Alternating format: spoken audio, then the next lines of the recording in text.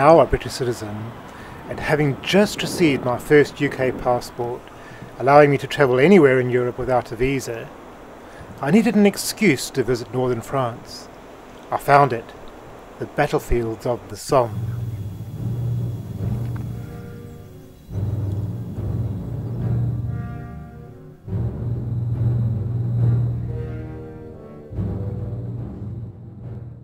Well, I've arrived in Dover after about an hour and a half's journey from London. Not a bad journey, a lovely morning this morning, lovely spring morning, and just waiting to get on board the ferry. Well, it proved to be a very long wait indeed, an hour and a half in fact, with nothing much else to do besides watching the seagulls.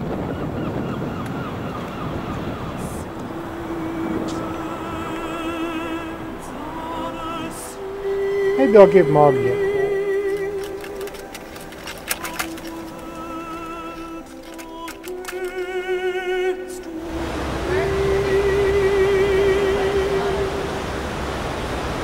Sounds like we have the carry-on team aboard.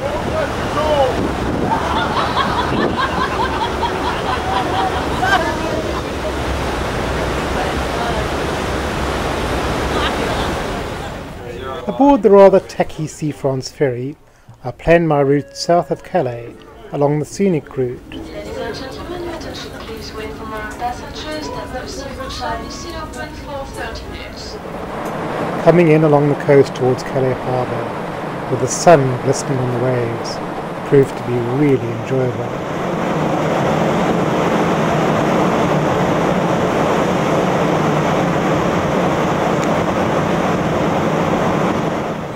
Driving into the almost deserted town centre, I quickly found the town hall and the famous sculpture of the burghers of Calais by Rodin.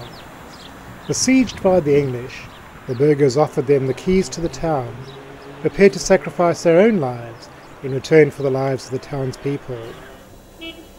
The next town looked familiar. Ardres. Well, it's quite a cute little town. But we need to move on to new territory, I think. On to Saint-Omer.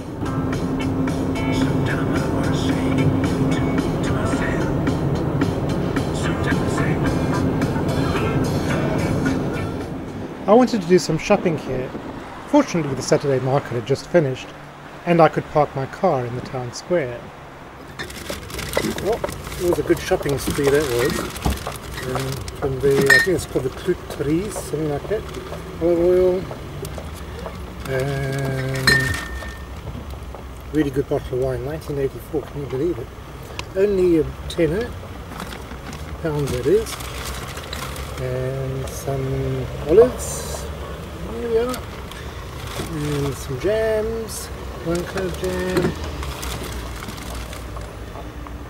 Orange and whiskey, haha, very good jam. Right, and there was a little shop there, and another thing I've got here is some chocolate. Very good stuff. Yeah, you see. Yeah. Right, so that's all my French food souvenir shopping done, and we can be off to the Canadian War Memorial battlefields. Gotta go there now.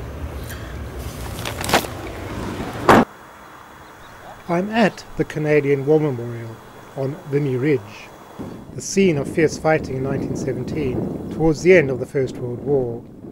Vimy Ridge occupied a strategic vantage point over the German-occupied coal mines to the north, and was deservedly won by the Canadians by planning meticulously beforehand and using small platoons in which the men worked as a team on their own initiative, rather than relying on orders, which were difficult to communicate on so large a battlefield.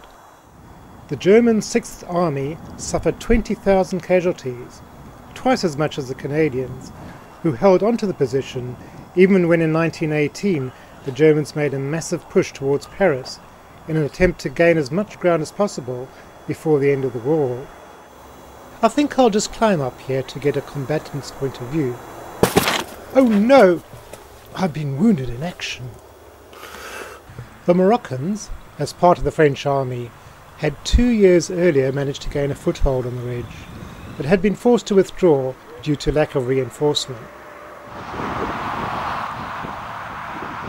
Not too sure what the story is. There must be a story because there's a grave, a single grave of a private, and there's this crater which looks very neat and tidy. I'm sure it didn't originate like that.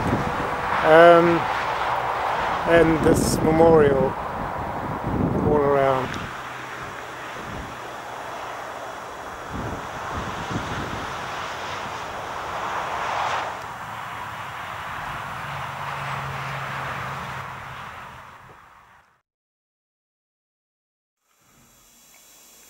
I spent the night at the Hôtel de l'Univers, formerly a monastery.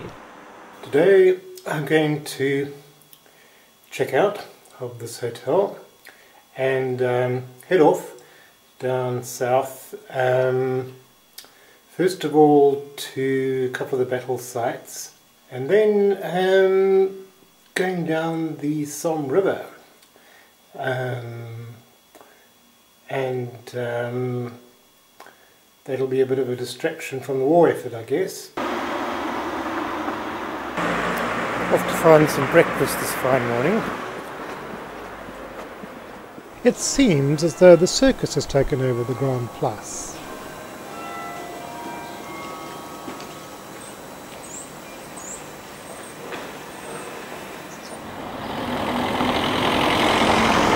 Well, I've had my breakfast and the sun's come out.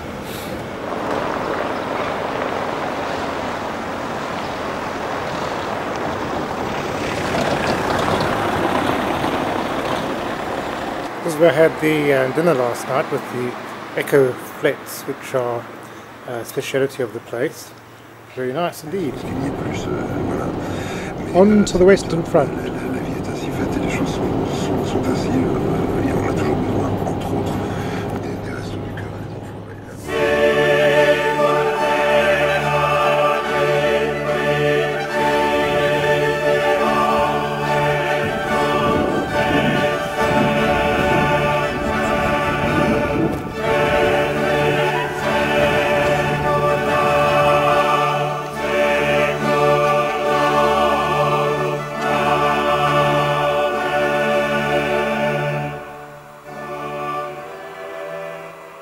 Well, it seems like I'm a little bit lost here in the middle of the grave. It said come here, and then there wasn't much of a road, it's all full of mud.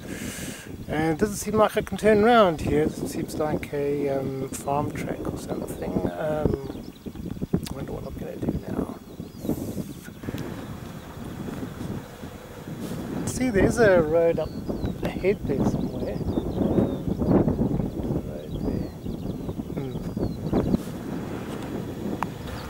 Uh-oh, I think this is the end of the road. Oh dear.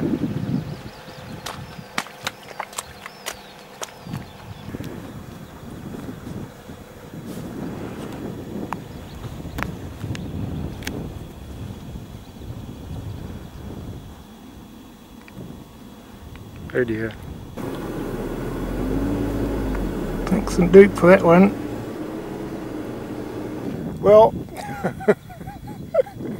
thankfully I got out of that one. A rather mud-strewn car.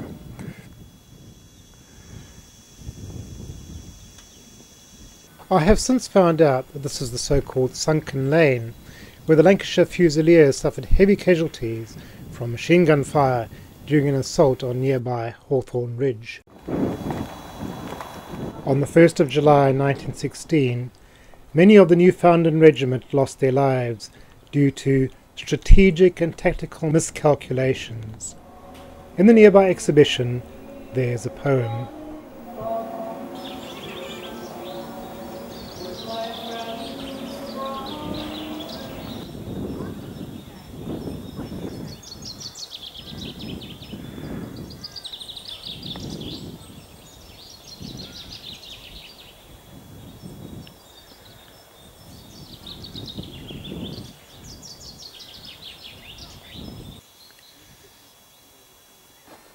In trenches such as this one, the men were safe from enemy fire.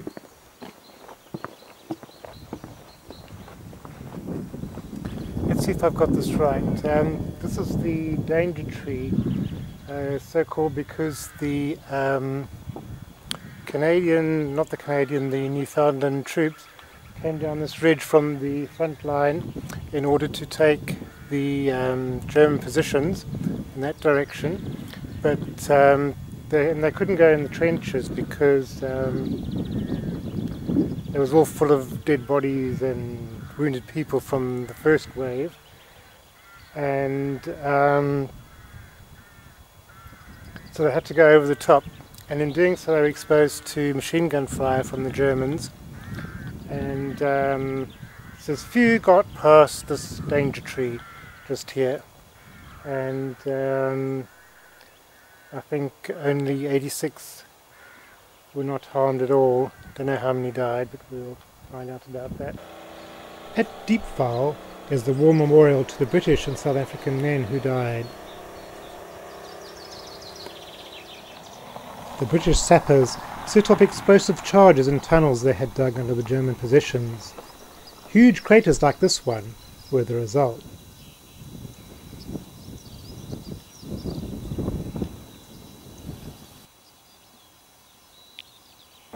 An Englishwoman selling souvenirs nearby told me, "You're the first English person I've seen today."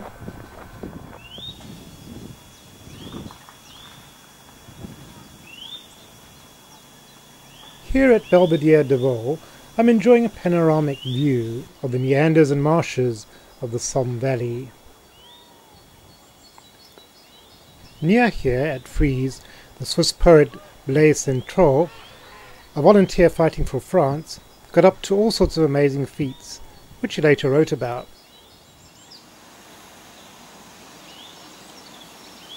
Hey, down by the Somme, by the river, my sat-nav has gone crazy. It can't work out where I am. So we're back to the old technology, maps. One doesn't really need any technology but a fishing rod in a peaceful, relaxed place like this, in the heart of France on a Sunday. Trouble is, there are no shops open either, and it's long past my lunchtime. I've come to the town of Elbeuf, off my original planned route, in the hope of finding something to eat. But there's nothing apart from one or two expensive restaurants.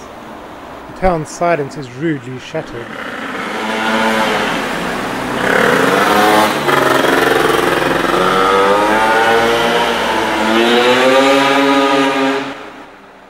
During the war, the statue of Mary at the top of the tower was hit by German artillery and knocked over, but she still held on to the Christ child. Many saw this as a sign of hope, sent from God. No, I'm not in a war, I'm in a museum. So this is what it was like.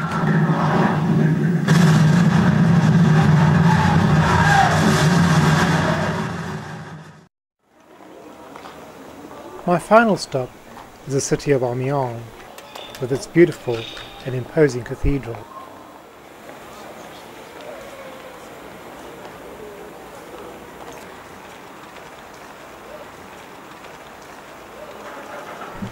But I have more earthly things on my mind. The sound of the Orient and the smell of kebabs. Heaven.